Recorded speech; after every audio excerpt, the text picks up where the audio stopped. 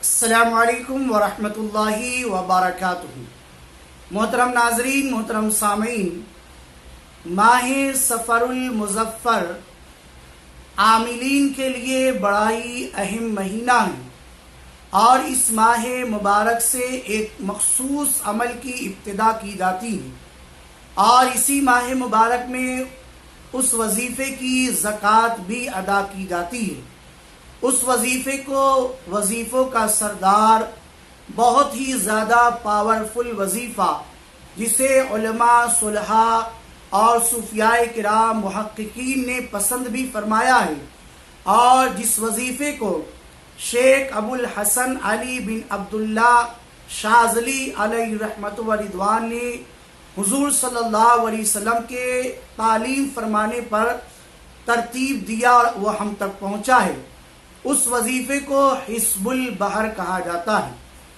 اور اس حزب البحر کی بے شمار فضیلتیں ہیں،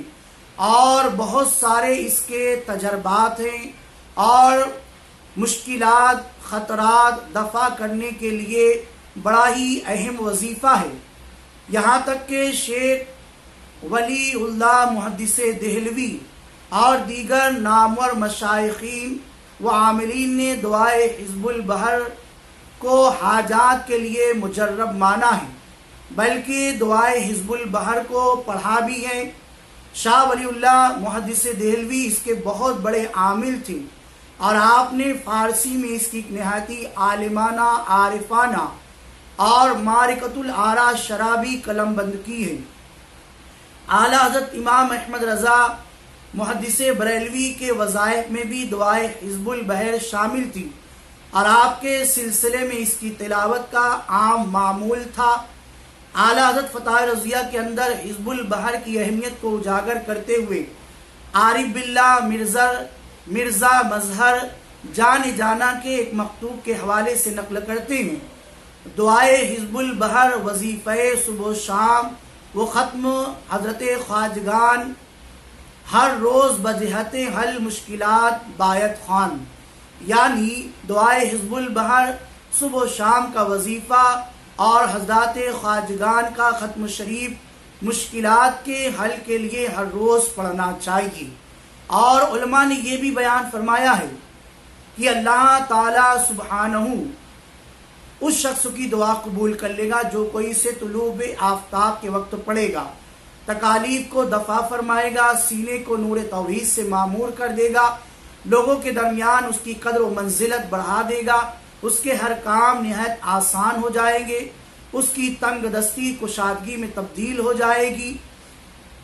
جن و انس کے شر و فساد سے امان پالے گا، اور آسمان و زمین کی بلاؤں سے محفوظ کر دیا جائے گا۔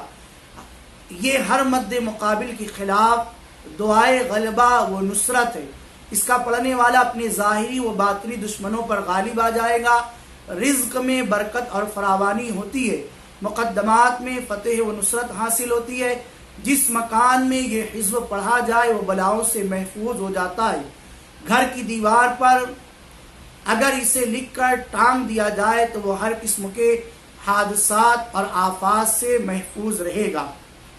دیکھیے، حزب البحر، اگر کوئی حزب البحر کا عامل بننا چاہتا ہے،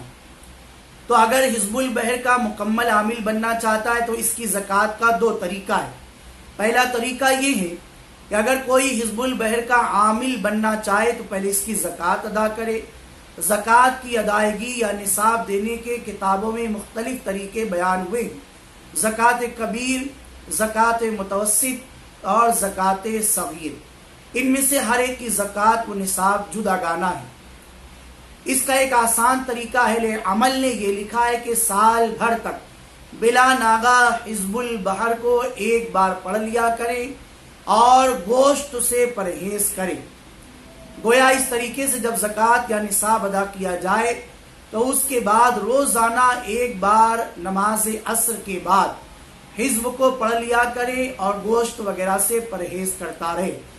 زکوٰۃ کا ایک اور آسان طریقہ یہ ہے کہ ماہ سفر کی 6، 7، 8 تاریخ کو ترک جلالی اور ترک جمالی کی رعایت کے ساتھ حالت احرام میں معتکف ہو کر بحالت روزہ